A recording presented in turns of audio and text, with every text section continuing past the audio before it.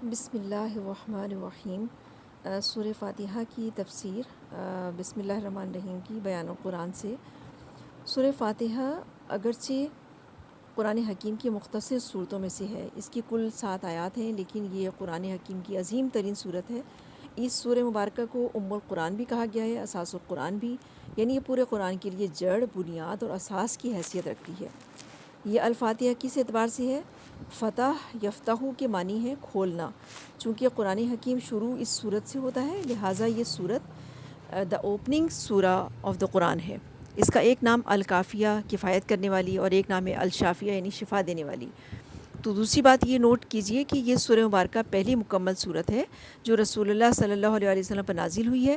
اس سے پہلے متفرق آیات نازل ہوئیں۔ سب سے پہلے سورۃ العلق کی 5 آیات، پھر سورہ نون یا سورہ قلم کی 7 آیات، پھر سورہ مزمل کی 9 آیات، اور پھر سورہ مدثر کی 7 آیات، پھر سورہ فاتحہ کی 7 آیاتیں نازل ہوئیں، لیکن یہ پہلی مکمل صورت ہے جو نازل ہوئی ہے رسول اللہ صلی اللہ علیہ وسلم پر۔ سورۃ الحجر میں ایک آیت ان الفاظ میں آئی ہے، وَلَقَدْ آتَيْنَاكَ سَبْعًا مِنَ الْمَثَانِي وَالْقُرْآنِ الْعَظِيمِ، اور ہم نے اے نبی صلی اللہ علیہ وسلم، آپ صلی اللہ علیہ وسلم کو 7 ایسی آیات عطا کی ہیں جو بار بار پڑھی جاتی ہیں اور عظمت والا قرآن۔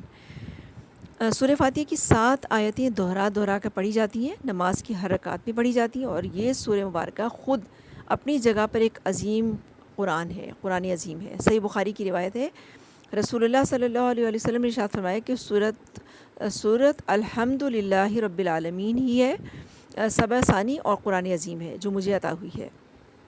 تعداد کے اعتبار سے اس کی 7 آیات متفق علیہ ہیں، البتہ اہل علم میں اختلاف ہے۔ بعض حضرات کے نزدیک، جن میں امام شافعی بھی شامل ہیں، آیت بسم اللہ بھی سورہ فاتحہ کا جز ہے ان کے نزدیک، اور ان کے نزدیک بسم اللہ الرحمن الرحیم سورہ فاتحہ کی پہلی آیت، پھر اس کے بعد ہے، اس طرح سے ہے۔ لیکن دوسری طرف امام ابو حنیفہ کی یہ رائے ہے کہ آیت بسم اللہ الرحمن الرحیم سورہ فاتحہ کا جز نہیں ہے، بلکہ آیت بسم اللہ الرحمن الرحیم قرآن مجید کی کسی بھی صورت کا جز نہیں ہے، سوائے ایک مقام کے جہاں وہ متن میں آئی ہے، اس میں سورہ نمل میں آئی ہے نا۔ سورہ حضرت سلیمان علیہ السلام نے ملکہ سبا کو جو خط لکھا تھا، اس کا تذکرہ سورۃ النمل میں 22 الفاظ میں آیا ہے، انہ من سلیمان و انہ بسم اللہ الرحمن الرحیم۔ صورتوں کے آغاز میں یہ علامت کے طور پر لکھی گئی ہے کہ یہاں سے نئی صورت شروع ہو رہی ہے۔ تو ان حضرات کے نزدیک الحمدللہ رب العالمین سورہ فاتحہ کی پہلی آیت ہے، اور اہدنا الصراط المستقیم جو ہے نا 5ویں آیت ہے، جبکہ صراط الذین انعمت علیہم 6 اور غیر المغضوب علیہم ولا الضالین 7ویں آیت ہے۔ اس سورہ مبارکہ کا اسلوب کیا ہے؟ یہ بہت اہم ہے، اس سمجھنے کی بات ہے کہ وہ ویسے تو یہ کلام اللہ ہے، لیکن اس کا اسلوب دعائیہ ہے۔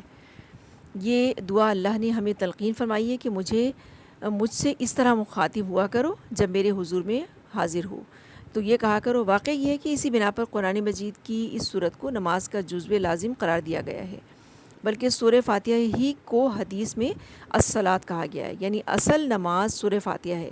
باقی اضافی چیزیں یہ تسبیحات ہیں، رکوع، سجود، اور قرآن مجید کا کچھ حصہ آپ بھی پڑھتے ہیں۔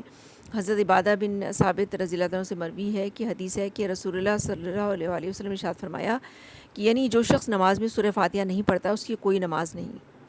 تو اس کے علاوہ اور بھی بہت سی حدیث ہیں اس اعتبار سے۔ تو سورہ فاتحہ جو ہے وہ چاہے جماعت کے ساتھ نماز پڑھ رہے ہوں، چاہے امام پڑھ رہا ہو، لیکن ہمیں ساتھ ساتھ اس کے پیچھے پیچھے پڑھنی لازمی ہے۔ اس سے یہ بات ظاہر ہوتی ہے، تفاسیر میں بھی یہ بات، مختلف تفاسیر سے بھی ہمیں یہ بات ملتی ہے کہ جہاں پہ جو ہے وہ سورہ فاتحہ جب امام پڑھ رہا ہو تو آپ بھی ساتھ ساتھ پڑھیں اس کے۔ اچھا، اس کے بعد ہے جو امپورٹنٹ بات جہاں میں لانا چاہ رہی ہوں، سورہ فاتحہ کی ضمن میں قرآن کا فلسفہ جو بیان ہوا ہے نا کہ انسان اس دنیا میں جب آتا ہے تو فطرت لے کر آتا ہے، اور جسے قرآن حکیم نے فطرت اللہ قرار دیا ہے۔ ازر الفاظ قرآنی فطرت اللہ التی فطر الناس علیہا، یہی حقیقت حدیث نبوی سے بھی ظاہر ہوتی ہے،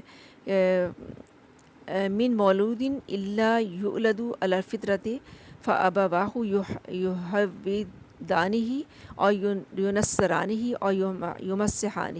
نسل انسانی کا ہر پیدا ہونے والا بچہ فطرت پر پیدا ہوتا ہے، لیکن یہ اس کے والدین ہیں جو اسے یہودی، نصرانی یا مجوسی بنا دیتے ہیں۔ ہر بچہ جو پیدا ہوتا ہے فطرت اسلام لے کر آتا ہے۔ تو انسان کی فطرت کے اندر اللہ تعالیٰ نے اپنی معرفت اور اپنی محبت ودیت کر دی ہے، اس لیے کہ جو روح انسانی ہے وہ کہاں سے آئی ہے؟ یسألونک عن الروح قل الروح من امر ربی، اے نبی صلی اللہ علیہ وسلم، یہ آپ سے روح کے بارے میں سوال کرتے ہیں، کہہ دیجئے کہ روح میرے رب کے امر میں سے ہے۔ ہماری روح رب تعالیٰ کی طرف سے آئی ہے، لہٰذا اس کے اندر اللہ کی معرفت بھی ہے، اللہ کی محبت بھی ہے۔ تو جب تک ایک انسان کی فطرت میں کوئی کجی نہ آئے، وہ بے راہ روی سے محفوظ رہے، تو اسے ہم کہتے ہیں فطرت سلیمہ، یعنی سالم اور محفوظ فطرت۔ اس فطرت والا انسان جب بلوغ کو پہنچتا ہے اور اسے عقل سلیم بھی مل جاتی ہے، یعنی صحیح انداز میں غور کرنے کی صلاحیت بھی مل جاتی ہے اسے، تو ان دونوں چیزوں کے امتزاج کے نتیجے میں ایمانیات کے کچھ بنیادی حقائق انسان پر خود منکشف ہو جاتے ہیں، خواہ اسے کوئی وحی ملے یا نہ ملے۔ یہ ہے فطرت کا معاملہ، اور یہ ہے قرآن کی حکمت اور فلسفے کا اصول۔ تو اس کی ایک بڑی شاندار مثال قرآن مجید میں حضرت لقمان کی دی گئی ہے، جو نہ تو نبی تھے، نہ کسی نبی کے پیروکار و امتی تھے، لیکن انہیں اللہ نے حکمت عطا فرمائی تھی۔ تو حکمت فطرت سلیمہ، قلب سلیم اور عقل سلیم کے امتزاج سے وجود میں آتی ہے۔ حکمت فطرت سلیمہ، قلب سلیم اور عقل سلیم، کہ قلب بھی سلیم ہو اور عقل بھی سلیم ہو، تو اس کے امتزاج سے فطرت سلیمہ وجود میں آتی ہے۔ اگر فطرت بھی محفوظ ہے، عقل بھی ٹیڑھ پر نہیں چل رہی بلکہ صحیح اور سیدھے راستے پر چل رہی ہے، تو ان دونوں کے امتزاج سے جو حکمت پیدا ہوتی ہے، تو انسان کو جو دانائی میسر آتی ہے، اس کے نتیجے میں وہ پہچان لیتا ہے کہ اس کائنات کا ایک پیدا کرنے والا ہے، یہ خود بخود نہیں بنی، دوسرے یہ کہ وہ اکیلا ہے، تنہا ہے، کوئی اس کا ساجی نہیں ہے۔ تو یہ ہے، یہ 5 باتیں فطرت سلیمہ اور عقل سلیم کے نتیجے میں انسان کے علم میں آتی ہیں، چاہے اسے ابھی کسی وحی سے فیض حاصل ہوا ہو یا نہیں ہوا ہو۔ چنانچہ ہم دیکھتے ہیں کہ چین کا ایک بڑا فلسفی، اس کا حکیم کنفیوشس کا نام لیا ہے اس میں، ان تمام باتوں کا ماننے والا تھا، حالانکہ وہ نبی تو نہیں تھا۔